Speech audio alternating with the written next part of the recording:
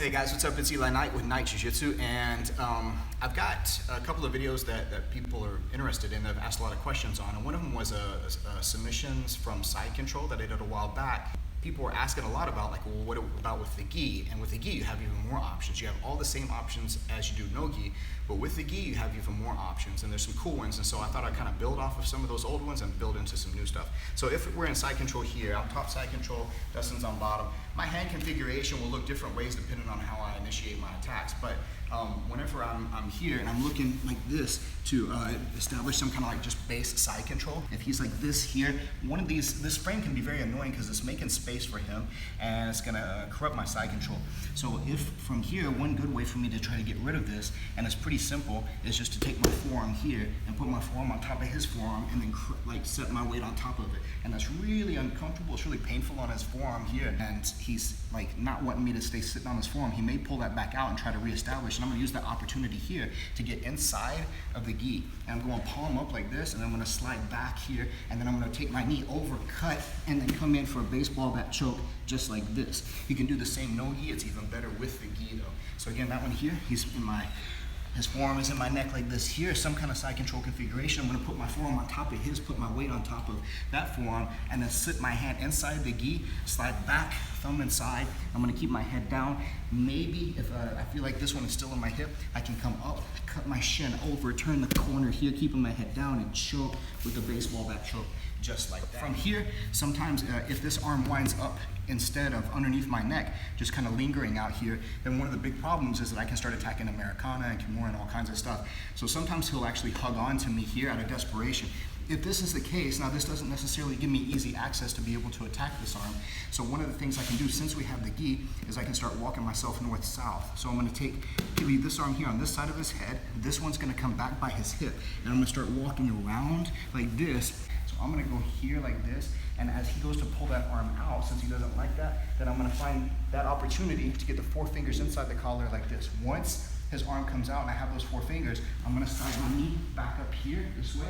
And this hand here is gonna come back through and find the inside of his collar over here this way.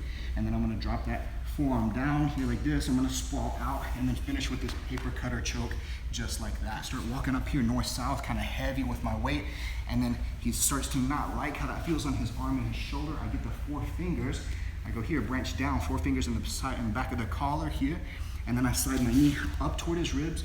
This hand's gonna slide back, thumb inside the collar like that. I'm gonna try to take this elbow to the floor here.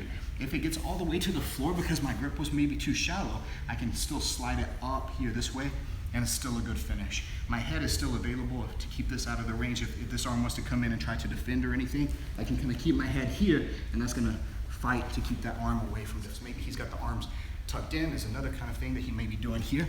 So if this is the case, and it's hard for me to get to attack his arms here, I could maybe try to transition to mount knee on belly, but I have a good attack opportunity if I go here, so again, move here to north-south like this, and then from moving to north-south, I'm gonna start to wedge up underneath his elbow here. Once I wedge here like this, I'm gonna use my chest to push my shoulder and my chest on top of his bicep. My forearm is wedged underneath his arm and kind of smashing here. So it gets very uncomfortable a bit. And then I'm gonna pin the wrist down to him, get my figure 4, this double wrist lock configuration, slide my knee up behind his back, and my other knee here to kind of pinch and sandwich with the knees here. Now, a couple of things that can happen if he's defending in some kind of way. So he could be defending by grabbing his own hand to rescue it, or he could be grabbing onto some kind of material, belt or pants or a jacket or whatever. One thing that I can look to do here is I can windshield wiper this leg here, fall over to my side, keep this grip, but cross my 2 legs here and go for this leg scissor choke. There, it's very powerful. If I get it underneath his chin, it's a really tight squeeze.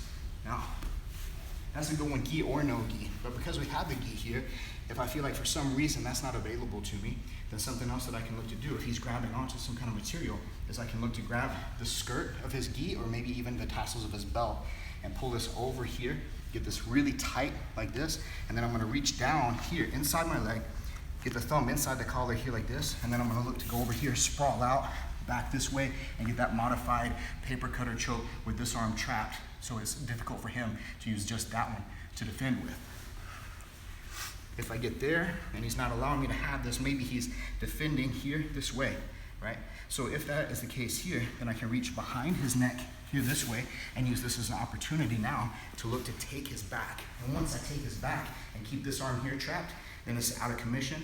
I start to slide inside the collar. If he wants to defend with this one here, I can use my leg to try to push that one out of commission here, and then use this to set up a modified bow and arrow choke. If I need the extra leverage, I can switch, grab the pant leg here, and then go for the bow and arrow just like that.